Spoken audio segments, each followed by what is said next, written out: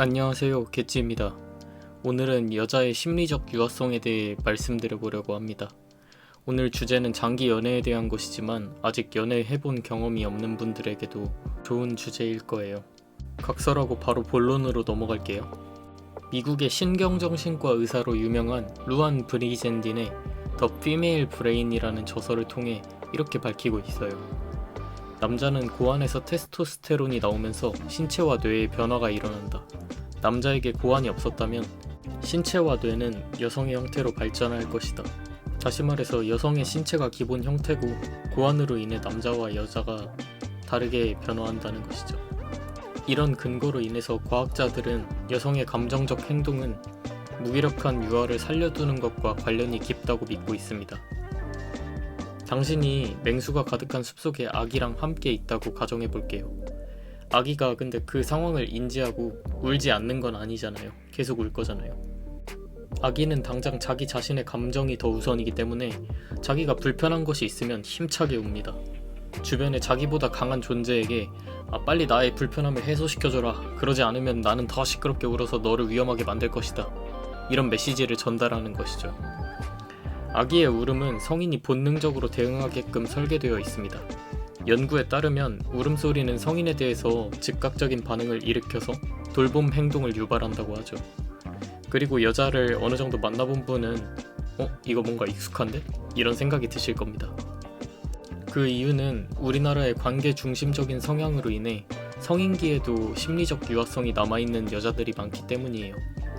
물론 남자들도 20살까지는 애지중지 키워지지만 대다수의 남자들이 군대로 끌려가고 그곳에서 열심히 살지 않으면 타인에게 미움받는 경험을 하게 됩니다. 나는 그동안 부모님 덕분에 편하게 자랐던 거였고 이 세상은 내 스스로 헤쳐나가야 하는구나. 아무도 날 책임져주지 않는구나. 반면 여자들은 그런 경험을 할 기회가 적고 사회에서도 그 무리의 남자들이 도와주거나 어른들이 도와주는 경험을 하게 됩니다. 그런 경험을 하다 보니 심리적 유아성이 남아있는 여자들이 꽤 있어요. 성인기에도 이것들이 남아있는 여자들은 이런 특징들이 있습니다. 첫 번째는 책임 회피예요. 이는 중요한 결정을 타인에게 의지하고 스스로 해결하지 못하는 경향이 있는 걸 뜻하는데요. 자기 스스로 자기 삶에 대한 주도권을 잡지 못하고 계속해서 타인의 지도나 조언을 기대하게 됩니다. 그러다 보니 같이 만나게 되는 상대방은 아이를 돌보며 사는 듯한 피로감을 느끼게 되겠죠. 두 번째는 경제적 의존입니다. 혼자서 자립하지 못하고 부모님이나 다른 사람들에게 의존하는 경우가 많아요. 이것은 자신의 능력에 대한 불신이나 도전 의지가 부족해서 발생하는 일인데요. 주로 우리나라에서도 동거하면서 남자가 여자의 숙식을 제공하는 경우가 종종 있죠. 그리고 데이트 비용을 최대한 남자한테 부담하고 의지하려고 하는 것도 비슷한 맥락으로 볼 수 있을 것 같습니다. 세 번째는 자기 효능감 부족이에요. 스스로 무언가 해낼 수 없다는 자신감이 부족해 새로운 도전이나 기회를 회피하고 성취감을 느끼기 어렵습니다.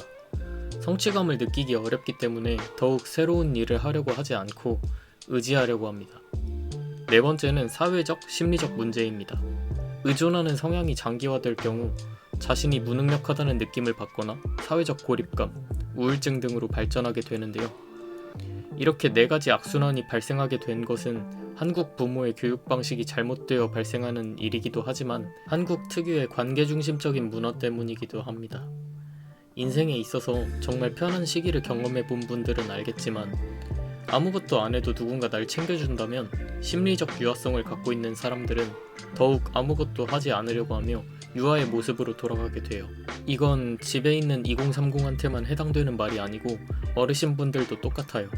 계속 챙겨주면 더 원하고 더 해달라고 바라게 됩니다.